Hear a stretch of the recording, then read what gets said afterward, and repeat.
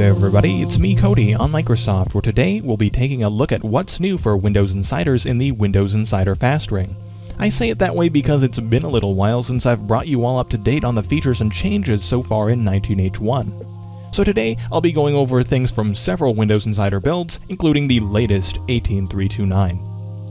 I should state right away that what I'm demonstrating in this video are unfinished or work-in-progress features, many of which you'll get to test for yourself in the next public release of Windows 10, 1903, presumably this March. I wouldn't recommend trying to install this build of Windows 10 on your device, as it may be quite buggy. If you're already a Windows Insider, you'll notice that the Windows Insider page in this Settings app has a new design that makes it easier to control your involvement in the program. This includes the option to opt out of receiving Insider builds as soon as you hit the public release.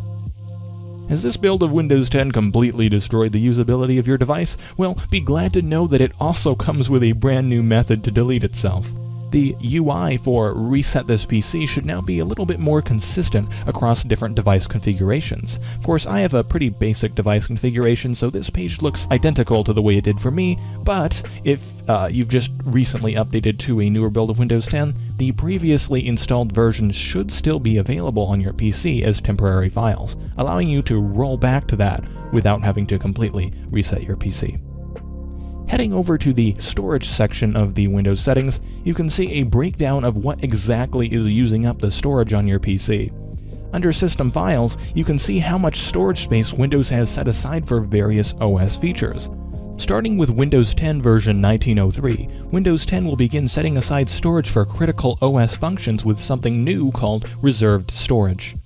Reserved storage will be used for temporary files, updates, app, and system caches. With access to set-aside disk space for caches and temporary files, Windows should continue functioning properly when users run their devices with little to no free disk space. Reserved storage will also be the first thing Windows consumes when an update is available, but will, of course, proceed to write to whatever disk space it needs in order to download.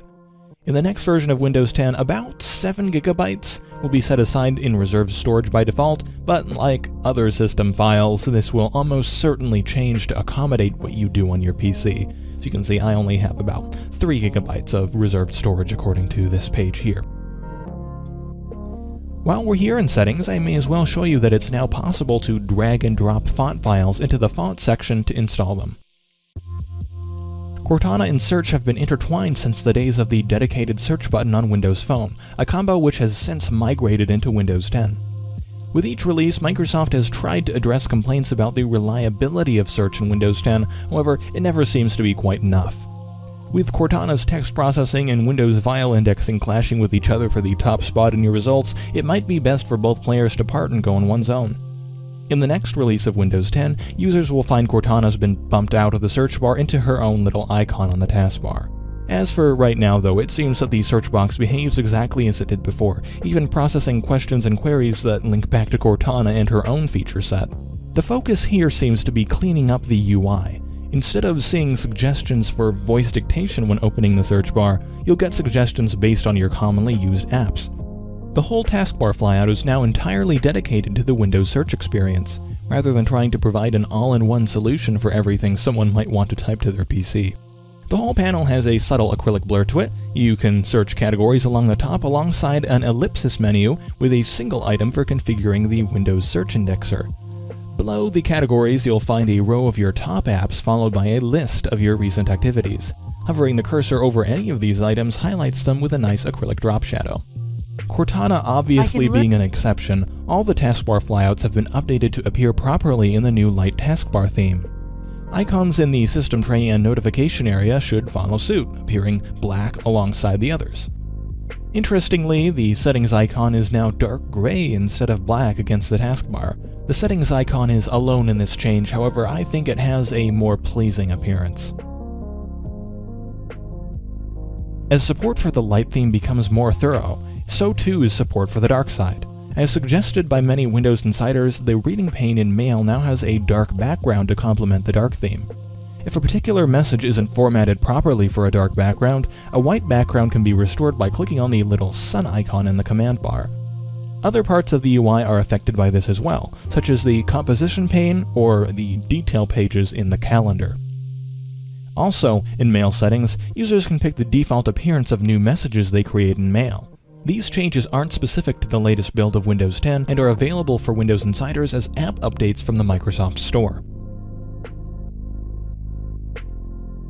Improved support for various RAW image formats can be acquired through the RAW Image Extension beta package in the Microsoft Store.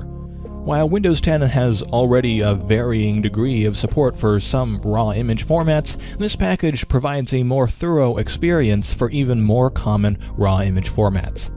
Previously unsupported RAW images can now be viewed directly in File Explorer and Photos with thumbnails, previews, and metadata.